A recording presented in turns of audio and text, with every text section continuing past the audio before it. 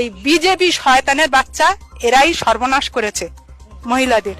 গঙ্গাধর কাল গঙ্গা জলের মতো পরিষ্কার করে দিয়েছে যেখানে কি ঘটনাটা ঘটেছে।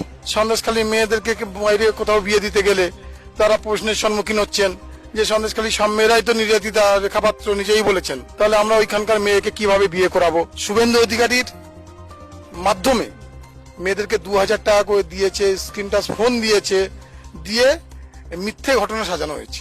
সন্দেশখালী মহিলারা আমরা কোনোদিনও নারী নির্যাতন হইনি, আর এসব মিথ্যে বিজেপি রটিয়েছে। কিন্তু চিটিংবাজ। আমাদের প্রতিবাদ মিছিলে ছেলেপেলে নিয়ে উনি আন্দোলন করে বলছে যে সব আমার বাড়ি।